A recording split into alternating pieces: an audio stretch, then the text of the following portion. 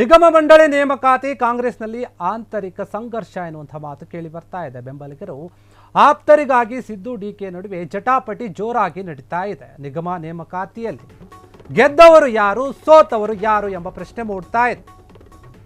ನಿಗಮ ಮಂಡಳಿ ನೇಮಕಾತಿ ಕಾಂಗ್ರೆಸ್ನಲ್ಲಿ ಆಂತರಿಕ ಸಂಘರ್ಷ ಈಗ ಎದ್ದು ಕಾಣ್ತಾ ಇದೆ. ಬೆಂಬಲಿಗರು ಆಪ್ತರಿಗಾಗಿ ಸಿದ್ದು ಡಿಕೆ ನಡುವೆ ಜಟಾಪಟಿ ನಡೀತಾ ಇದೆ. ಹಾಗಾದ್ರೆ ನಿಗಮ ನೇಮಕಾತಿಯಲ್ಲಿ ಗೆದ್ದವರು ಯಾರು, ಸೋತವರು ಯಾರು ಎನ್ನುವಂತಹ ಪ್ರಶ್ನೆ ಬರ್ತಾ ಇದೆ.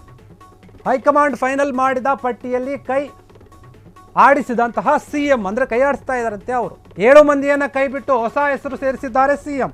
ಈ ವಿಚಾರದಲ್ಲಿ ನೀಲಕಂಠ ಮುಲ್ಗೆ, ಆರ್ ಸತ್ಯನಾರಾಯಣ, ಸೈಯದ್ ಮೊಹಮ್ಮದ್, ಎಕೆ ಜಾದ್ಮರ್, BS ಕವರಗೆ ಮತ್ತೆ ಆಗಿರುವಂಥ ಇವರು ಶರಣಬಸಪ್ಪ ಸಲಾದ್ಪುರ ಅವರ ಹೆಸರನ್ನು ಕೂಡ ಕೈ ಬಿಟ್ಟಿದ್ದಾರೆ ಮುಖ್ಯಮಂತ್ರಿಗಳು ಅಂತ ಹೇಳಲಾಗ್ತಾ ಇದೆ.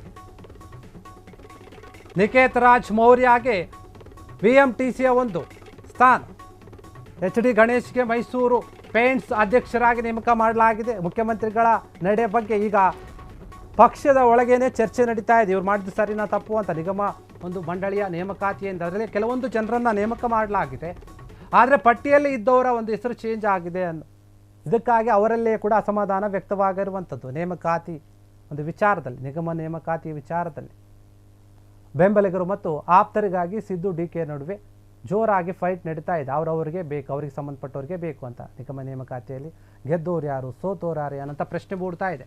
ಹೈಕಮಾಂಡ್ ಫೈನಲ್ ಮಾಡಿತ್ತು ಒಂದು ಪಟ್ಟಿ ಅವರನ್ನೇ ಕೈ ಬಿಡಲಾಗಿದೆ ಅಂತ ಹೇಳಲಾಗ್ತಾ ಇದೆ. 7 ಮಂದಿಯನ್ನು ಕೈ ಬಿಟ್ಟು ಹೊಸ ಒಂದು ಹೆಸರುಗಳನ್ನು ಸೇರಿಸಿದ್ದಾರೆ ಸಿಎಂ ಅಂತ ಹೇಳಲಾಗ್ತಾ ಇದೆ. ನೀಲಕಂಠ ಮೂಲ್ಗೆ, ಆರ್ ಸತ್ಯನಾರಾಯಣ, ಸೈಯದ್ ಮೊಹಮ್ಮದ್ ಅವರಲ್ಲಿ ಹೆಸರು ಕೇಳಿ ಬರ್ತಾ ಇರುವಂಥದ್ದು. ಎಕೆ ಜಾದ್ಮರ್, BS ಕವರ್ಲಗಿ ಮತ್ತು ಸಣ್ಣ ಅಂಜನಪ್ಪ ಏನಿದ್ದಾರೆ, ಇವರ ಜೊತೆ ಶರಣಪ್ಪ ಸಲಾದ್ಪುರ ಹೆಸರನ್ನು ಕೂಡ ಕೈ ಬಿಟ್ಟಿದ್ದಾರೆ ಮುಖ್ಯಮಂತ್ರಿಗಳು ಅಂತ ಹೇಳಲಾಗ್ತಾ. ಇದರಿಂದ ಬೇಸರ ಆಗಿದೆ ಕೆಲವು ಜನಕ್ಕೆ. ನಿಕೇತ್ ರಾಜ್ ಮೌರ್ಯಗೆ BMTC ಒಂದು ಅಧ್ಯಕ್ಷ ಸ್ಥಾನವನ್ನು ಕೊಟ್ಟಿದ್ದಾರೆ ಸಿಎಂ ಅವರು. HD ಗಣೇಶ್ಗೆ ಮೈಸೂರಿನ ಪೇಂಟ್ಸ್ ಅಧ್ಯಕ್ಷರಾಗಿ ನೇಮಕವನ್ನು ಮಾಡಿದ್ದಾರೆ ಮುಖ್ಯಮಂತ್ರಿಗಳ ಈ ಒಂದು ನಡೆ ಏನಿದೆ ಇದೀಗ ಪಕ್ಷದೊಳಗೇನೆ ಚರ್ಚೆ ಮಾಡುವಂತೆ ಮಾಡ್ತಾ ಇದೆ. ಕೆಲವೊಂದು ನಾಯಕರು ಚರ್ಚೆಯನ್ನು ಮಾಡ್ತಾ ಇದ್ದಾರೆ. ಸಿಎಂ ಅವರು ಯಾಕೆ ಈ ರೀತಿ ಮಾಡಿದ್ರು, ಯಾಕೆ ಚೇಂಜ್ ಮಾಡಿದ್ರು, ಹೈಕಮಾಂಡ್ ಕೊಟ್ಟಂತಹ ಒಂದು ಪಟ್ಟಿಯಲ್ಲಿರುವಂಥ ಹೆಸರುಗಳನ್ನು ಯಾಕೆ ಕೈಬಿಟ್ರು, ಹೊಸ ಹೆಸರುಗಳನ್ನು ಯಾಕೆ ಸೇರಿಸ್ಕೊಂಡ್ರು ಅಂತ ಹೇಳಿ ಚರ್ಚೆ ಆಗ್ತಾ ಇದೆ. CM DCM ಇವರಿಬ್ಬರಿಗೂ ಕೂಡ ಆಪ್ತರಾಗಿರುವಂಥ ಕೆಲವೊಂದು ವ್ಯಕ್ತಿಗಳಿಗೇನೆ ಕೊಡಬೇಕು ನಿಗಮದ ಒಂದು ಸ್ಥಾನಗಳನ್ನು, ಅಧ್ಯಕ್ಷರ ಒಂದು ಸ್ಥಾನಗಳನ್ನು ಅಂತ ಏನು ಕೇಳಿ ಬರ್ತಾ ಇತ್ತು ಕೂಗು. ಆದರೆ CM ಸಿದ್ದರಾಮಯ್ಯ ಅವರ ಒಂದು ನಡೆ ಏನಿದೆ, ಕೆಲವೊಂದು ಹೊಸ ಹೆಸರುಗಳನ್ನು ಸೇರಿಸಿದ್ದಾರಲ್ಲ, ಅದ್ರ ಬಗ್ಗೆನೇ ಈಗ ಪ್ರಶ್ನೆ ಮೂಡ್ತಾ ಇರುವಂಥದ್ದು.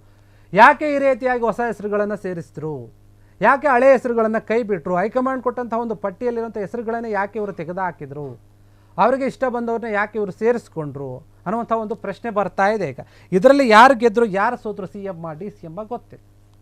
ಆದರೆ ಸಿದ್ದರಾಮಯ್ಯ ಅವರ ಒಂದು ಈ ಒಂದು ನಡೆ ಏನಿದೆ ನಿಜಕ್ಕೂ ಕೂಡ ಚರ್ಚೆಯನ್ನು ಹುಟ್ಟು ಹಾಕ್ತಾ ಇದೆ. ಈ ಒಂದು ವಿಚಾರದಲ್ಲಿ ಯಾರ್ಯಾರನ್ನು ಈಗ ಹೆಸರನ್ನು ತೆಗೆದುಕೊಂಡಿದ್ದ, ಹೊಸ ಹೆಸರನ್ನು ತೆಗೆದುಕೊಂಡು ಯಾರಿಗೆ ಅವರಿಗೆ ಸ್ಥಾನಗಳನ್ನು ಕೊಟ್ಟಿದ್ದಾರೆ, ಅವರಿಗೆ ಯಾಕೆ ಕೊಟ್ಟರು ಸಿದ್ದರಾಮಯ್ಯ ಅವರು ಎನ್ನುವಂತಹ ಪ್ರಶ್ನೆ ಅವರ ಬೇರೆ ಪಕ್ಷದವರು ಕೇಳ್ತಾ ಇಲ್ಲ. ಈ ಒಂದು ಪ್ರಶ್ನೆಗಳನ್ನು ಅವರ ಪಕ್ಷದಲ್ಲೇ ಈ ರೀತಿಯಾದಂಥ ಒಂದು ಪ್ರಶ್ನೆಗಳು ಮೂಡಿರುವಂಥ ಚರ್ಚೆ ಆಗ್ತಾ ಇರುವಂಥದ್ದು. CM ಮತ್ತು DCM ನಡುವೆ ಈ ಒಂದು ವಿಚಾರವಾಗಿ ಜಟಾಪಟಿ ನಡೀತಾ ಇದೆ. CM ಗೆದ್ರಾ ಅಥವಾ DCM ಗೆದ್ರಾ ಅಂತ ಗೊತ್ತಿಲ್ಲ. ಈ ಒಂದು ವಿಚಾರದಲ್ಲಿ ಹೈಕಮಾಂಡ್ ಮಾಡಿದಂಥ ಒಂದು ಪಟ್ಟಿ ಏನಿತ್ತು, ಫೈನಲ್ ಪಟ್ಟಿ, ಅದರಿಂದ ಅದರಲ್ಲಿರುವಂಥ ಹೆಸರನ್ನೇ ಕೈಬಿಟ್ಟು ಹೊಸ ಹೆಸರುಗಳನ್ನು ಸೇರಿಸ್ಕೊಂಡಿದ್ದಾರೆ ಸಿದ್ದರಾಮಯ್ಯ ಅವರು. ನಾನು ಮಾಡಿದ್ದೇ ಸರಿ ಅನ್ನೋ ರೀತಿಯಲ್ಲಿ ಹಠದಲ್ಲಿರ್ತಾರೆ ಯಾವಾಗಲೂ ಕೂಡ. ಅದೇ ರೀತಿಯಲ್ಲಿ ಈಗಲೂ ಕೂಡ ನಡೆದುಕೊಂಡಿರುವಂಥದ್ದು. ನನ್ನ ಹಠ ಯಾವಾಗಲೂ ಹಿಂಗೆ ಇರುತ್ತೆ ಅನ್ನೋ ರೀತಿಯಲ್ಲಿ ಮಾತನಾಡಿರುವಂಥದ್ದು. BS ಕವಲಗಿ ಮತ್ತು ಸಣ್ಣ ಮಂಜಪ್ಪ ಏನಿದ್ದಾರೆ, ಇವರೆಲ್ಲರನ್ನೂ ಕೂಡ ಅಂಜನಪ್ಪ ಅವರೆಲ್ಲರ ಹೆಸರುಗಳನ್ನು ಸೇರಿಸ್ಕೊಂಡಿದ್ದಾರೆ, ಕೆಲವು ಹೆಸರನ್ನು ಕೈ ಬಿಟ್ಟಿದ್ದಾರೆ. ಹೀಗಾಗಿ ಇವರು ಯಾಕೆ ಈ ರೀತಿಯಾಗಿ ಮಾಡಿದರು, ಯಾಕೆ ಚೇಂಜಸ್ಗಳನ್ನು ಮಾಡಿದರು ಗೊತ್ತಿಲ್ಲ. ಇದು ಕೂಡ ಈಗ ಸಾಕಷ್ಟು ಪ್ರಶ್ನೆಯನ್ನು ಮೂಡಿಸ್ತಾ ಇರುವಂಥದ್ದು. ಯಾಕೆ ಈ ರೀತಿ ಮಾಡಿದರು, ನಮ್ಮ ಒಂದು ಆಪ್ತರಿಗೆ ಕೊಡಬೇಕಾಗಿತ್ತು, ಆದರೆ CM ಅವರವರ ಆಪ್ತರಿಗೆ ಕೊಟ್ಕೊಂಡಿದ್ದಾರೆ ಅನ್ನೋ ಮಾತುಗಳು ಕೂಡ ಕೇಳಿ ಬರ್ತಾ ಇದೆ. ಕ್ಷಣ ಕ್ಷಣದ ಸುದ್ದಿಗಳಿಗಾಗಿ ಫ್ರೀಡಂ ಟಿವಿ ಸಬ್ಸ್ಕ್ರೈಬ್ ಮಾಡಿ, ಲೈಕ್ ಮಾಡಿ ಹಾಗೂ ಫಾಲೋ ಮಾಡಿ. ಹೊಸ ಸುದ್ದಿಗಳ ನೋಟಿಫಿಕೇಶನ್ಗಾಗಿ ಬೆಲ್ ಐಕಾನ್ ಮೇಲೆ ಕ್ಲಿಕ್ ಮಾಡಿ.